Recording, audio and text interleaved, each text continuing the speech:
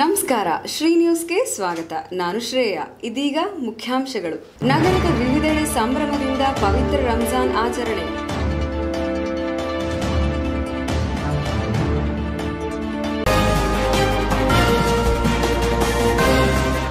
ಜನರಿಗೆ ಸ್ಪಂದಿಸುವಲ್ಲಿ ಪಾಲಿಕೆ ಆಡಳಿತ ವಿಫಲ, ಜಿಎಂ ಸಿದ್ದೇಶ್ವರ್ ಆರೋಪ.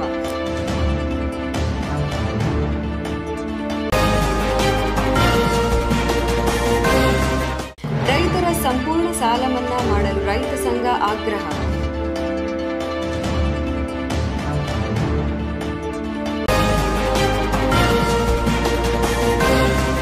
ಕೇಂದ್ರ ಸರ್ಕಾರದ ಉಜ್ವಲ ಯೋಜನೆಯಡಿಯಲ್ಲಿ ಗ್ಯಾಸ್ ವಿತರಣಾ ಕಾರ್ಯಕ್ರಮ.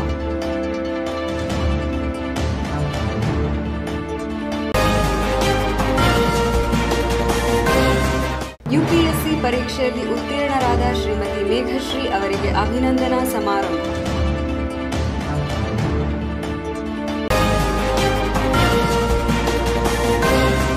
ಬಿಜೆಪಿ ವತಿಯಿಂದ ಶ್ಯಾಮ್ ಪ್ರಕಾಶ್ ಮುಖರ್ಜಿ ಅವರ ಬಲಿದಾನ ದಿನ ಆಚರಣೆ. ವಾರ್ತೆಗಳ ವಿವರ. ಸೌಹಾರ್ದತೆಯ ಸಂಕೇತವಾದ ಪವಿತ್ರ ರಂಜಾನ್ ಹಬ್ಬವನ್ನು ದಾವಣಗೆರೆಯ ಮುಸ್ಲಿಂ ಬಾಂಧವರು ಸಡಗರ ಸಂಭ್ರಮಗಳಿಂದ ಆಚರಿಸಿದರು. ಈ ಬಾರಿ ವಿಶೇಷವಾಗಿ ರಂಜಾನ್ ಹಬ್ಬದ ಪ್ರಯುಕ್ತ ನಗರದ 3 ಭಾಗಗಳಲ್ಲಿ ಪ್ರಾರ್ಥನೆ ಸಲ್ಲಿಸಲು ಅವಕಾಶ ಕಲ್ಪಿಸಲಾಗಿತ್ತು.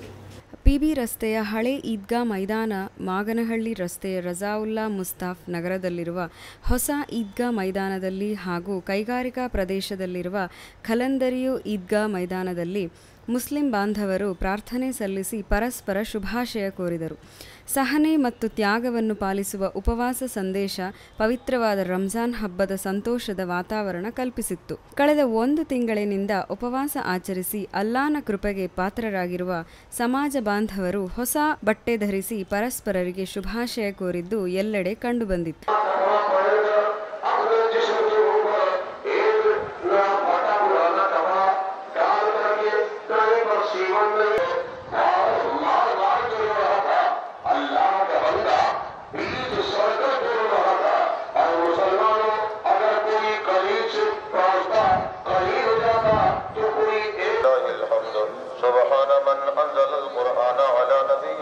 أشرف الليلة من ليالي شهر رمضان وجعل قيامها خيرا من قيام ألف شهر بالعدل والإحسان وأرسل فيه الملائكة لتبليغ سلامه على كافة أهل الحق والإيمان وغفر لهم جميع الكبائر والعصيان.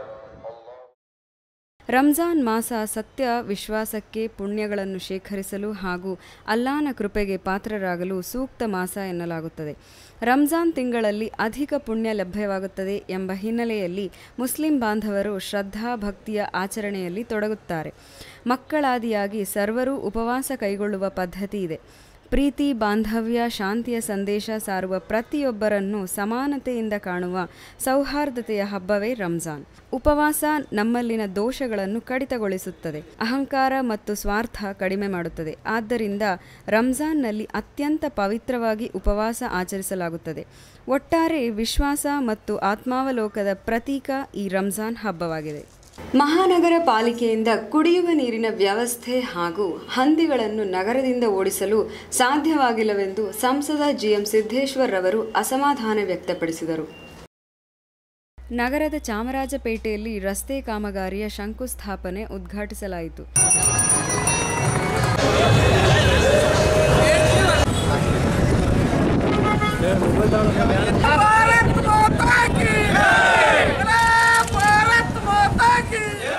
ಸ್ಮಾರ್ಟ್ ಸಿಟಿ ಕಾಮಗಾರಿಗೆ ಭೂಮಿ ಪೂಜೆ ಕಾರ್ಯಕ್ರಮ ಮಾಡಿದ ಸಂಸದರು ಮಾತನಾಡಿ, ಬಿಜೆಪಿ ಸರ್ಕಾರ ಇದ್ದಾಗ ನಗರದಲ್ಲಿ ಜನರಿಗೆ ಕುಡಿಯುವ ನೀರಿಗಾಗಿ 40 ಬೋರ್ವೆಲ್ಗಳನ್ನು ಕೊರೆಯಲಾಗಿತ್ತು. ಮಹಾನಗರ ಪಾಲಿಕೆಯಿಂದ ಜನರಿಗೆ ಕುಡಿಯುವ ನೀರಿನ ಸಮಸ್ಯೆಯನ್ನು ನೀಗಿಸಲು ಸಾಧ್ಯವಾಗಿಲ್ಲ. ಅಶೋಕ ಚಿತ್ರಮಂದಿರದ ಬಳಿ ಮೇಲ್ಸೇತುವೆ ನಿರ್ಮಾಣಕ್ಕೆ 35 ಕೋಟಿ ರೂಪಾಯಿಗಳನ್ನು ಮಂಜೂರು ಮಾಡಿದ್ದರೂ ಸಹ ಜಿಲ್ಲಾಡಳಿತದ ನಿರ್ಲಕ್ಷ್ಯತೆಯಿಂದ ರೈಲ್ವೆ ಮೇಲ್ಸೇತುವೆ ಸ್ಥಗಿತವಾಗಿದ್ದು ಕೂಡಲೇ ಅಧಿಕಾರಿಗಳು ರೈಲ್ವೆ ಮೇಲ್ಸೇತುವೆ ನಿರ್ಮಾಣಕ್ಕೆ ಮುಂದಾಗಬೇಕು ಎಂದು ಸಿದ್ದೇಶ್ವರ್ ಅವರು ತಿಳಿಸಿದರು. ಪತ್ರಿಕಾ ಮಾಧ್ಯಮ ಮಿತ್ರರೇ, ಎಲ್ಲ ಅಧಿಕಾರಿ ಮಿತ್ರರೇ, ಸ್ಮಾರ್ಟ್ ಸಿಟಿ ಸುಮಾರು 1 ವರ್ಷದ ಹಿಂದೆನೇ ಕೆಲಸಗಳು ಪ್ರಾರಂಭ ಆಗಿ ಈಗಾಗಲೇ 400 ಕೋಟಿ ಬಂದು 1 ವರ್ಷ ಕಳೀತು. ಮತ್ತೆ 400 ಕೋಟಿ ಬರಬೇಕಾಗಿತ್ತು ಇಷ್ಟೊತ್ತಿಗೆ. ಇವತ್ತು ಪತ್ರಿಕೆಯಲ್ಲಿ ನಾನು ನೋಡಿದೆ, ಸ್ಮಾರ್ಟ್ ಸಿಟಿ ತಂದಿದ್ದು ಮಹಾನಗರ ಪಾಲಿಕೆ ಹಿಂದೆ ಬಂದಿದೆ ಅಂತ. ಬಹುಶಃ ಇದೆಲ್ಲದಕ್ಕೂ ದಾವಣಗೆರೆ ಜನತೆಗೆ ಗೊತ್ತಿದೆ ಸ್ಮಾರ್ಟ್ ಸಿಟಿ ಯಾಕೆ ಬಂದಿದೆ, ಯಾರು ಕೊಟ್ಟರು, ಇದು ಯಾರ ಕನಸು ಅಂತೇಳಿ ದಾವಣಗೆರೆ ಎಲ್ಲ ಜನತೆಗೆ ಗೊತ್ತಿದೆ. ನರೇಂದ್ರ ಮೋದಿಯವರ ಮಹತ್ವಾಕಾಂಕ್ಷೆಯ ಕನಸಿದು. ಅವರು ಮೊದಲನೇ ಕಂತಿನಲ್ಲಿ 20 ನಗರಗಳನ್ನು ಘೋಷಣೆ ಮಾಡಿದರು. 20 ನಗರ ಘೋಷಣೆ ಮಾಡಿದ್ರಲ್ಲಿ ಕರ್ನಾಟಕದಲ್ಲಿ ದಾವಣಗೆರೆ ಮತ್ತು ಬೆಳಗಾಂ.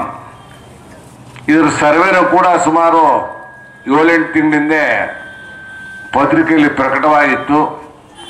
ಇವತ್ತವರೆಗೂ ಕೂಡ ಸ್ಮಾರ್ಟ್ ಸಿಟಿಯಲ್ಲಿ ಕೇವಲ 22% ಮಾತ್ರ ಖರ್ಚಾಗಿದೆ.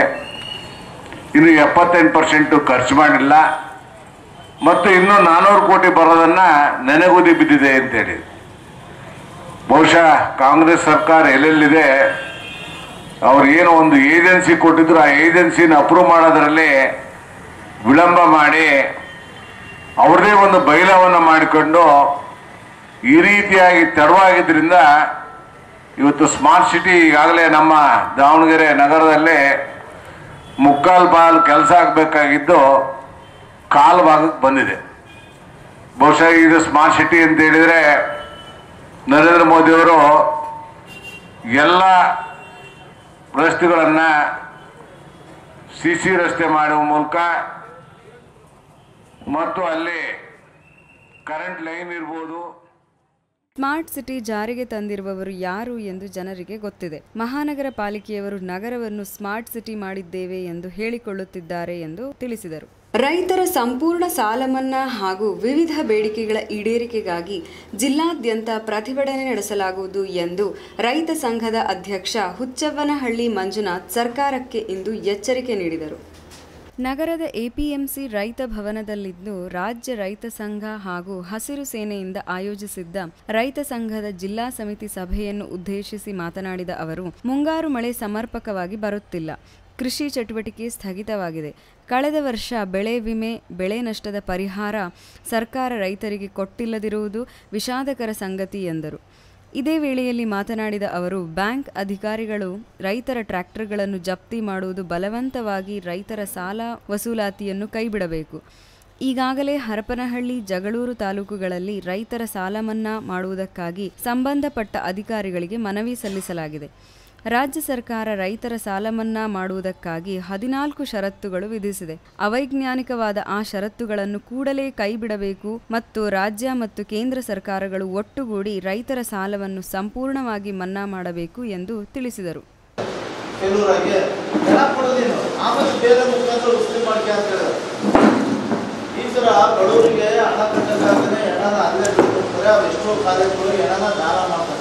ಅಥವಾ ಮಾದಕ ಪದ್ಧತಿಗೆ ವ್ಯಾಪ್ತಿ ಕೊಟ್ಟು ಅನಾಥಾಶ್ರಮಗಳ ಥರ ಭರ್ತಿ ಮಾಡಿಸ್ತಾರೆ.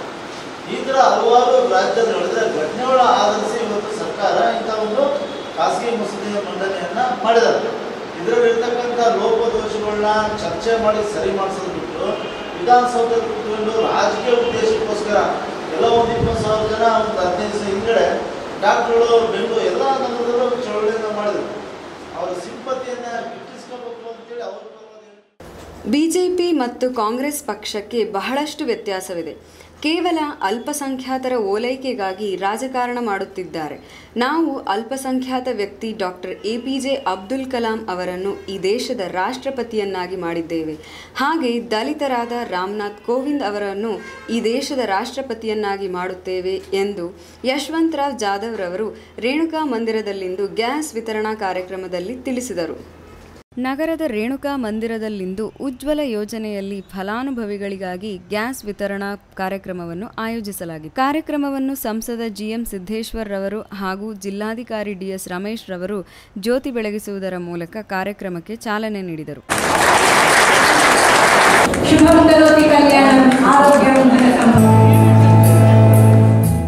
ಕಾರ್ಯಕ್ರಮದಲ್ಲಿ ಕೇಂದ್ರ ಸರ್ಕಾರದ ಉಜ್ವಲ ಯೋಜನೆ ಅಡಿಯಲ್ಲಿ ಆಯ್ಕೆಯಾದ ಫಲಾನುಭವಿಗಳಿಗೆ ಗ್ಯಾಸ್ ವಿತರಣೆಯನ್ನು ಮಾಡಲಾಯಿತು. ಸಂಸದ ಸಿದ್ದೇಶ್ವರ್ ರವರು ಹಾಗೂ ಜಿಲ್ಲಾಧಿಕಾರಿ ಡಿಎಸ್ ರಮೇಶ್ ರವರು ಫಲಾನುಭವಿಗಳಿಗೆ ವಿತರಣೆ ಮಾಡಿದರು.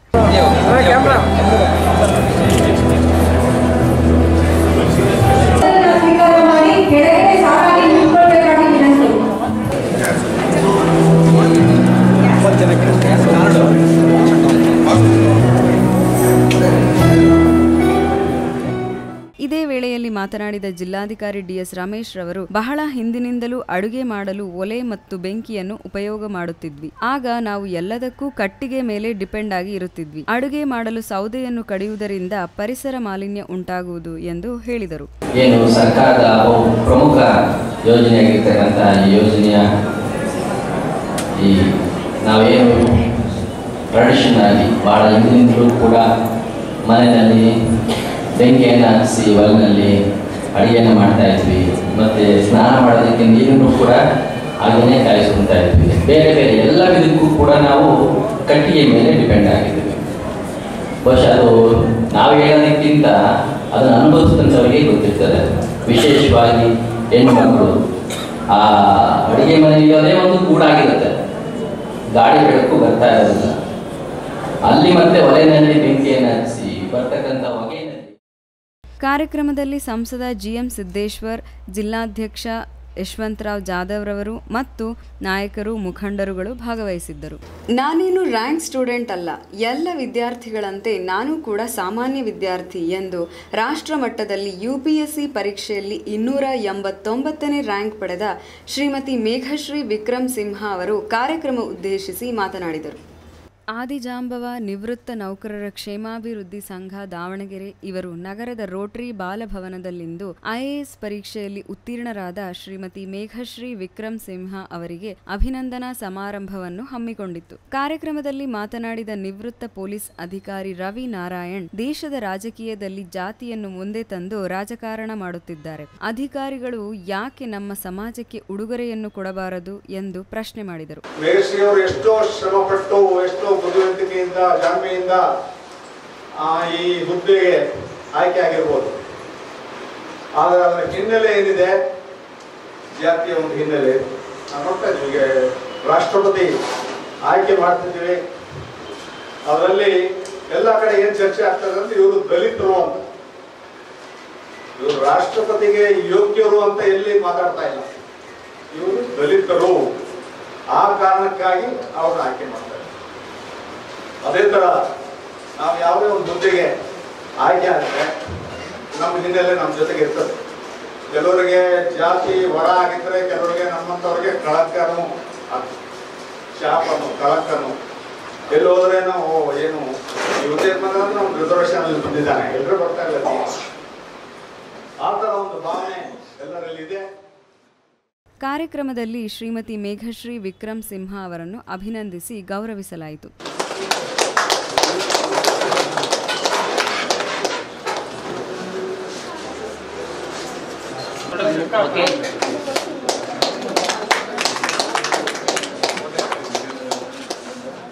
ತದನಂತರ ಮಾತನಾಡಿದ ಶ್ರೀಮತಿ ಮೇಘಶ್ರೀ ಅವರು, ಯುಪಿಎಸ್ಸಿ ಪರೀಕ್ಷೆ ಎಲ್ಲರೂ ಅಂದುಕೊಂಡ ಹಾಗೆ ಕಠಿಣವಾಗಿ ಏನೂ ಇರುವುದಿಲ್ಲ. ಆದರೆ ನಾವು ಏಕಾಗ್ರತೆಯಿಂದ ಓದನ್ನು ಮನದಟ್ಟು ಮಾಡಬೇಕು. ನನಗೆ ಗೌರವಿಸಿದಂತಹ ನನ್ನ ಸಮಾಜಕ್ಕೆ ಋಣಿಯಾಗಿರುತ್ತೇನೆ ಎಂದು ತಿಳಿಸಿದರು.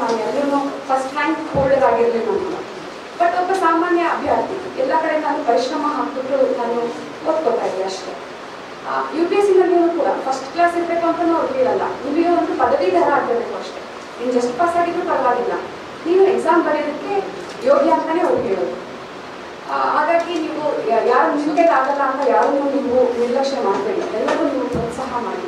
UPSC ಅಂತ ನಾನು ಎಷ್ಟೊಂದು KPSC, ಬ್ಯಾಂಕ್ ಎಕ್ಸಾಮಿನೇಷನ್ಸು, ಎಷ್ಟೊಂದು ಕಡೆ ಅವಕಾಶ ಇದೆ. ಎಲ್ಲದನ್ನು ಸದ್ಬಳಕೆ ಮಾಡಿಕೊಳ್ಳಿ. ಆಮೇಲೆ ಇದು 18 ಗಂಟೆ ಕಾಲ ಓದಬೇಕು, 20 ಗಂಟೆ ಕಾಲ ಓದಬೇಕು ಅಂತ ಹೇಳ್ತಾರೆ. ಕೆಲವು ವರ್ಷಗಳು ಇರುತ್ತೆ, 1 ವರ್ಷ 2 ವರ್ಷ ಈ ಪರೀಕ್ಷೆಗೆ ನಾವು ಪ್ರಯತ್ನ ಪಡಬೇಕಾಗುತ್ತೆ. ಯಾಕೆಂದರೆ ಇವಾಗ ನಾನು ಲಾಸ್ಟ್ ಜೂನಲ್ಲಿ ಎಕ್ಸಾಮಿನೇಷನ್ನ ಕೊಟ್ಟಿದ್ದೆ, ಮೇನಲ್ಲಿ ರಿಸಲ್ಟ್ ಬಂತು. ಸೊ ಎಕ್ಸಾಮಿನೇಷನ್ನೇ 1 ವರ್ಷ ಹಿಡಿಯುತ್ತೆ.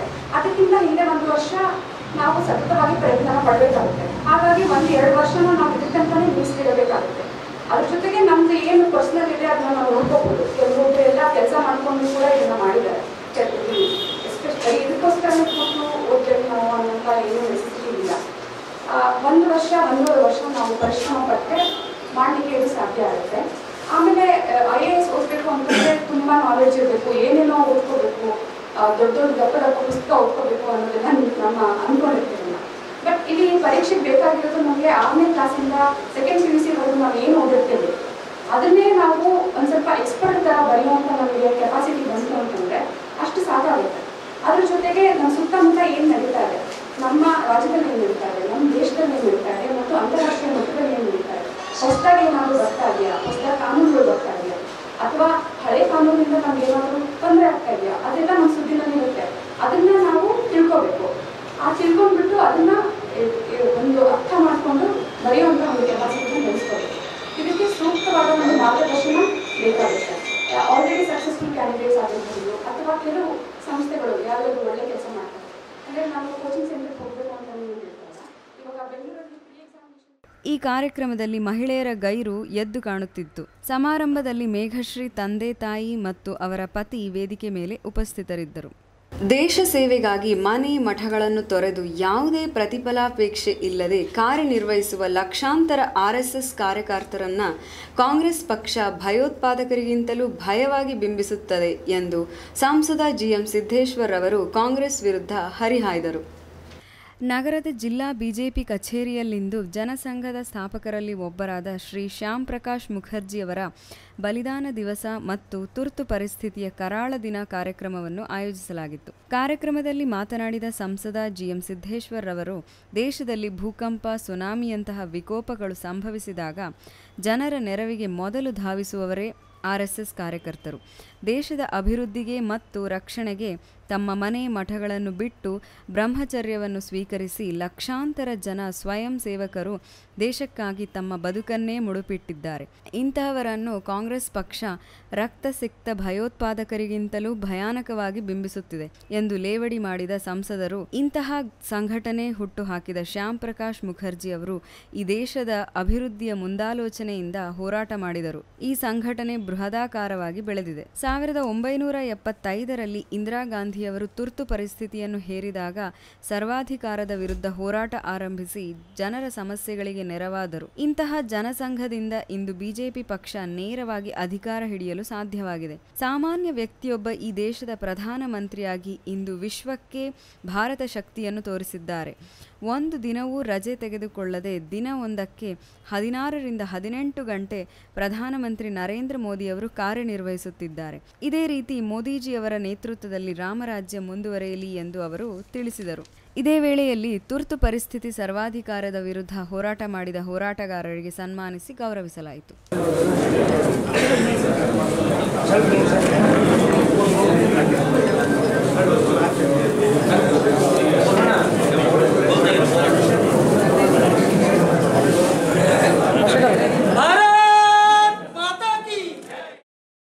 ಚಿನಿವಾರಪೇಟೆಯ ಬೆಂಗಳೂರಿನ ಇಂದಿನ ದರ ಹೀಗಿದೆ. ಅಪರಂಜಿ ಚಿನ್ನ 10 ಗ್ರಾಂಗೆ 29,660 ರೂಪಾಯಿ. 22 ಕ್ಯಾರೆಟ್ ಚಿನ್ನ 10 ಗ್ರಾಂಗೆ 27,760 ರೂಪಾಯಿ. ಬೆಳ್ಳಿ 1 ಕೆಜಿಗೆ 41,595 ರೂಪಾಯಿ. ಇದೇ ಈ ಹೊತ್ತಿನ ವಿಶೇಷ ಸ್ಥಳೀಯ ಸುದ್ದಿ ಸಮಾಚಾರ. ಶ್ರೀ ನ್ಯೂಸ್ ಅಂದ್ರೆ ನೈಜತೆಯ ಪ್ರತಿಬಿಂಬ.